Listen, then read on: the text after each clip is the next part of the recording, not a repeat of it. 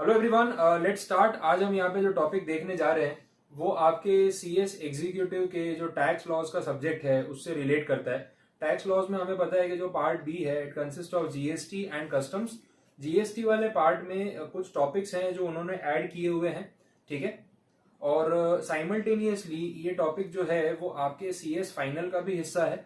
तो ये same topic मैं सीएस प्रोफेशनल के स्टूडेंट्स को भी पढ़ाता हूँ और अब ये सीएस एग्जीक्यूटिव में भी ऐड हो चुका है और एग्जैक्टली सेम है, कोई डिफरेंस नहीं है। तो आप दोनों में से किसी भी चीज के लिए पढ़ रहे हैं आपको ये टॉपिक सिमिलर ही मिलने वाला है। तो आज जो मैं आपको टॉपिक जो लेक्चर समझाने जा रहा हूं this is equally important and same for CS executive students from 2020 onwards plus for CS professional students. तो सेम लेक्चर सेम कंटेंट वही रूल्स हैं, कोई फर्क नहीं है।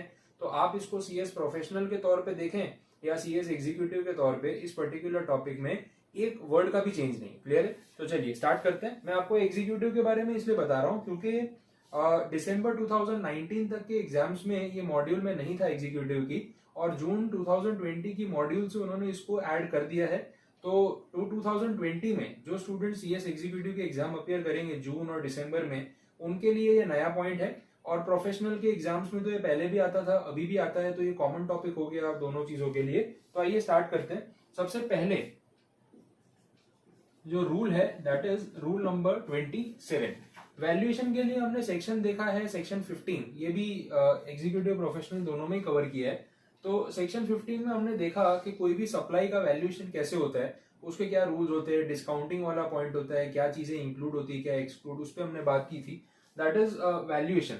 अब उस वैल्यूएशन के सेक्शन के साथ साथ रूल्स हैं सीजीएसटी रूल्स 2017 में। वैसे जो पूरा ब्लॉक है वो 27 से शुरू होके 35 तक जाएगा और हम एक एक करके रूल्स के अंदर देखेंगे कि एग्जैक्टली वहां पे है क्या। तो आपके कंटेंट में जैसे दिया हुआ है, सबसे पहले ये रूल बोल रहा है value of supply of goods और service where the consideration is not wholly in money. मतलब कुछ ऐसा है कि मैंने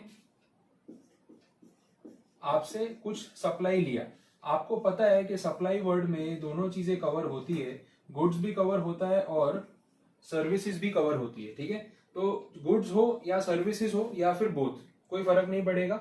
तो जो भी सप्लाई मैंने आपसे लिया, अब उसके बदले मुझे आपको क्या पे करना पड़ेगा, कंसिडरेशन।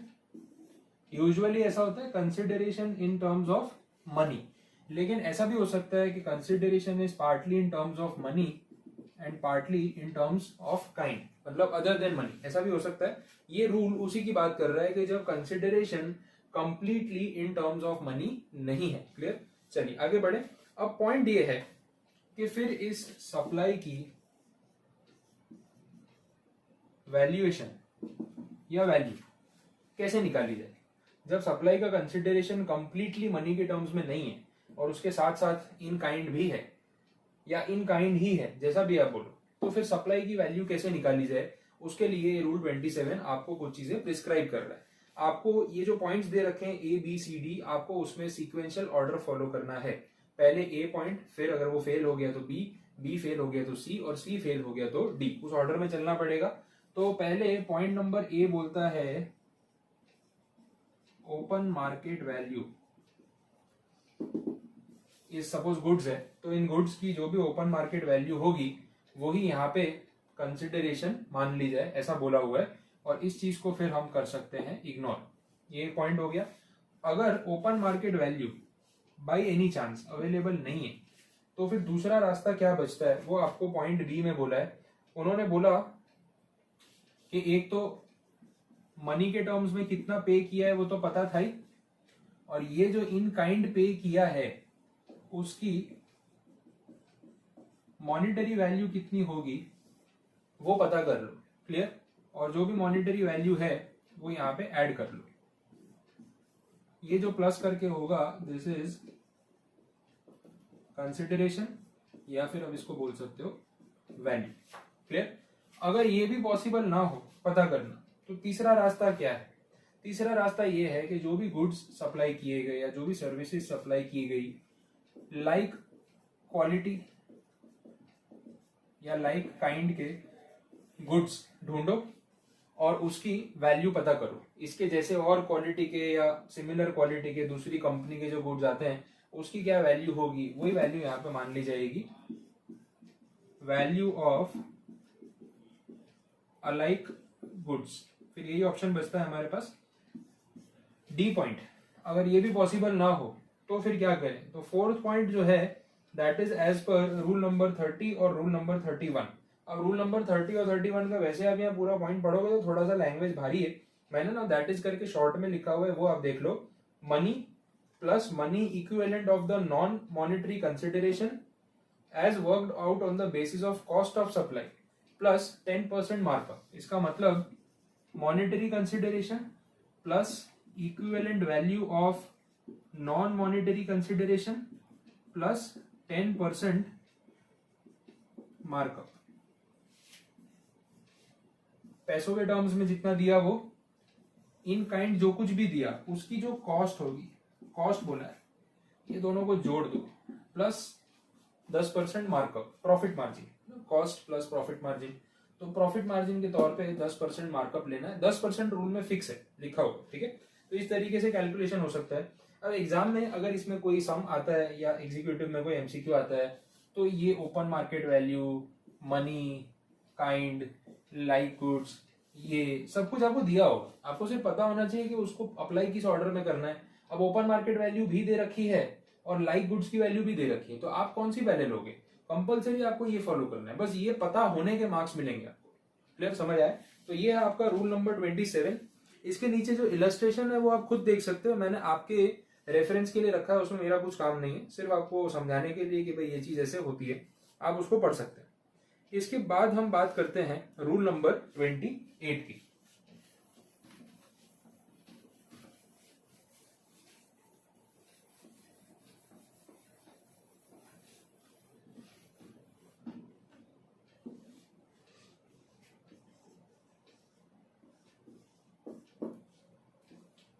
चलिए रूल नंबर 28 देखते हैं। Value of supply of goods और सर्विस और बोथ बिटवीन डिस्टिंक्ट और related persons other than through an agent.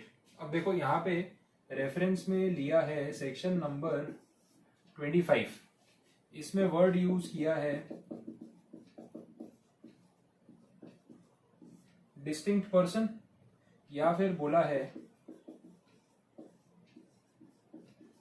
Related person. आप सेक्शन 25 अगर जीएसटी का याद करें, इसमें मैंने आपको बताया था कि डिस्टिंक्ट पर्सन कौन होते हैं। कि भाई सपोज एक पैन नंबर तो आपका है, उस पैन नंबर पे आपने 2 जीएसटी नंबर ले रखे हैं,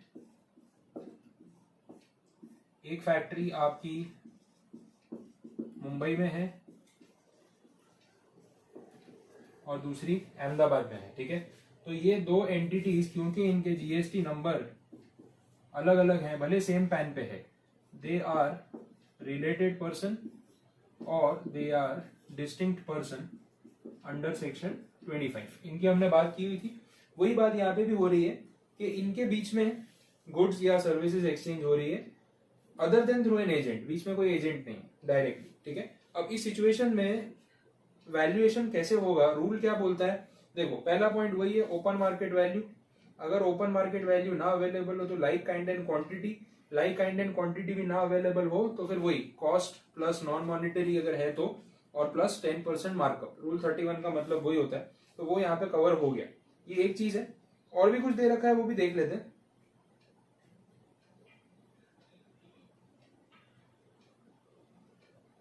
ऑप्शन दिया हुआ है to take 90% of the price charge as value if the goods are intended for further supply as such by the recipient. अब ये क्या सिचुएशन है, पहले मैं आपको बताता हूं कि 90% किस चीज का, एक ऑप्शन है, ऑप्शनल स्कीम है। चलो एक सिचुएशन सेट करते हैं, जैसे ये थे ना रिलेटेड पर्सन, इन्हीं की बात कर लेते हैं ना।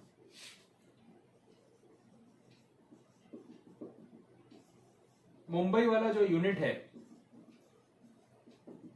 वो सप्लायर है,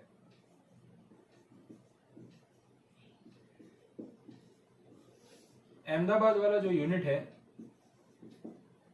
वो रेसिपिएंट है, और ये दोनों आपस में रिलेटेड पार्टीज हैं। और अहमदाबाद वाला ये रिसिपिएंट करता क्या है, आगे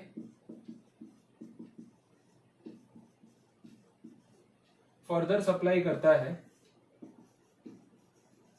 बायर को। मतलब इसमें इससे गुड्स इसलिए खरीदे ताकि इसको बेच सके। आ गया समझ में? अब ये तो दोनों रिलेटेड है। अगर ये इसको पूछता है, देखो प्रॉब्लम क्या हो रही है पता है, इस ट्रांजैक्शन में तो कोई प्रॉब्लम नहीं है, यहाँ तो सब कुछ पता चल ही जाएगा, क्योंकि ये दोनों जो है ना दे आर अनरिलेटेड।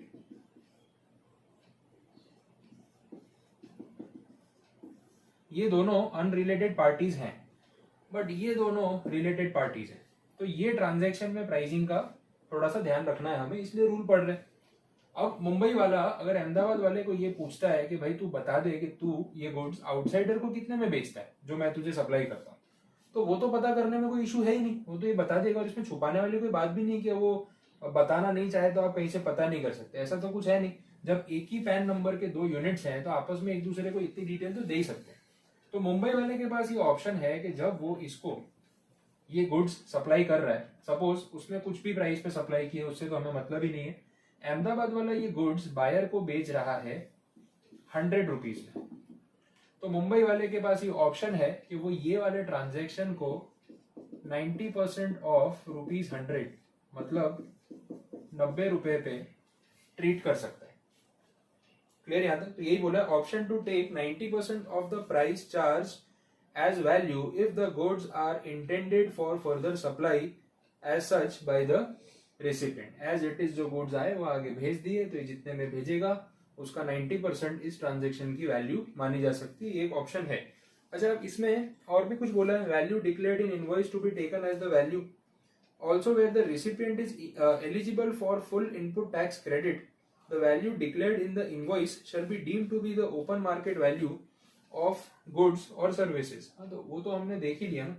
देखो, तो आई होप यहाँ तक तो आपको समझ आया होगा कि इस सिचुएशन में अगर एजेंट नहीं है तो एक तो ओपन मार्केट वाला पॉइंट हमने देखा, फिर उसके बाद दूसरा पॉइंट हमने देखा कि ओपन मार्केट अवेलेबल नहीं है तो लाइक काइंड क्वांटिटी वो भी अवेलेबल नहीं है, तो वो 10% मार्कअप वाला 90% की स्कीम का ऑप्शन रहेगा।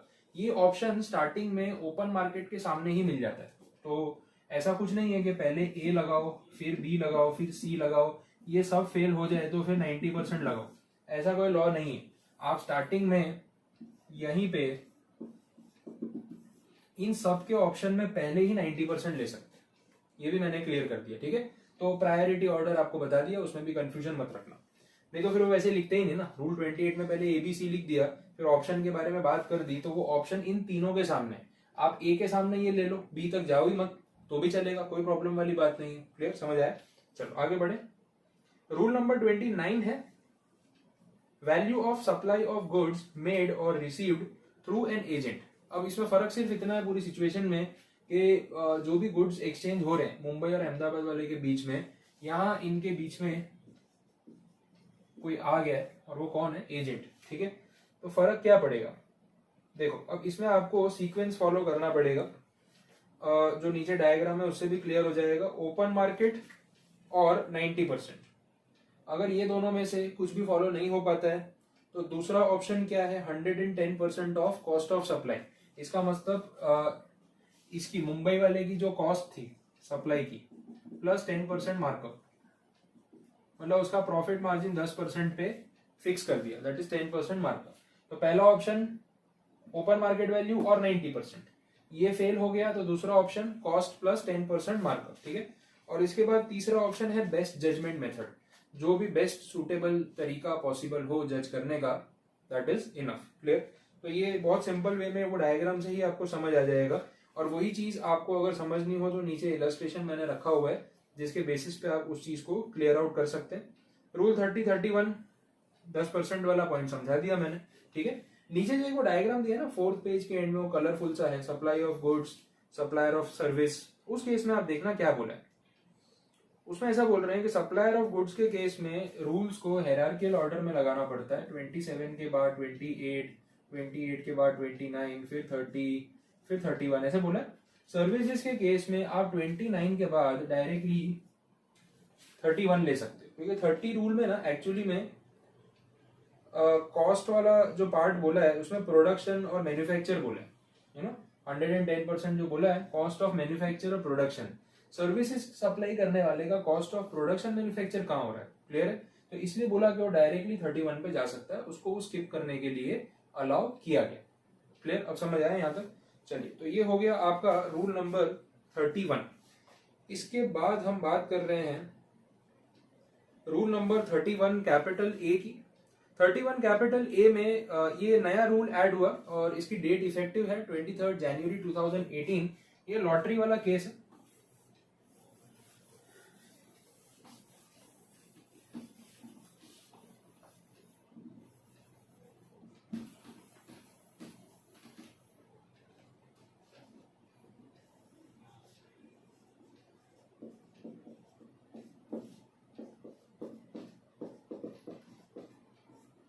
ठीक है, लॉटरी के केस में हम बात कर रहे हैं। Lottery, betting, gambling, horse race सब कुछ आ गया इसमें।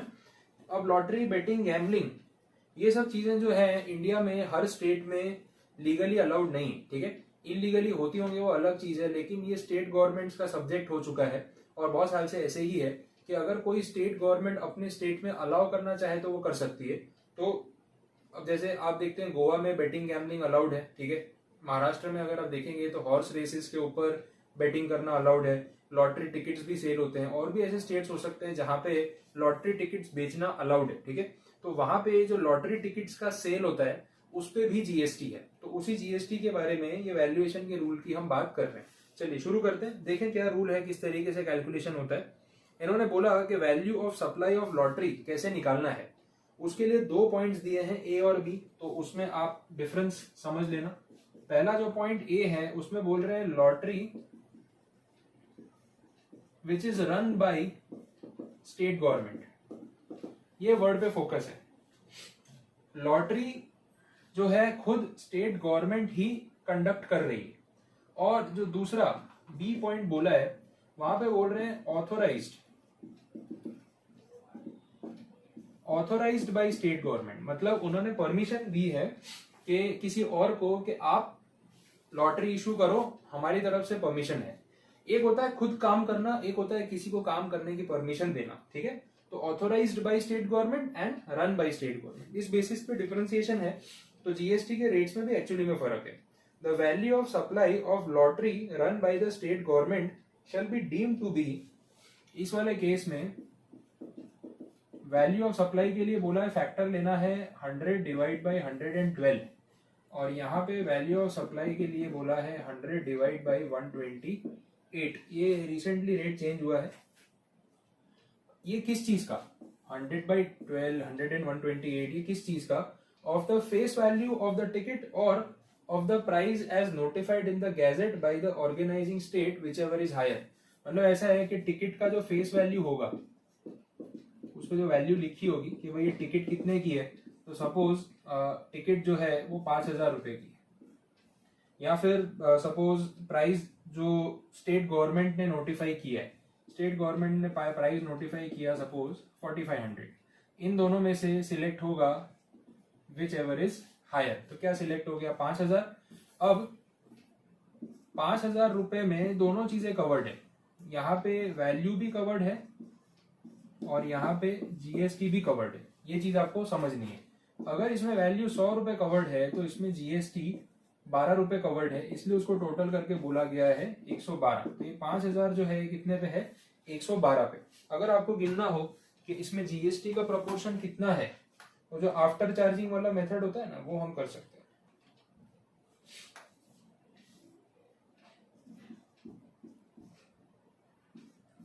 फोर 464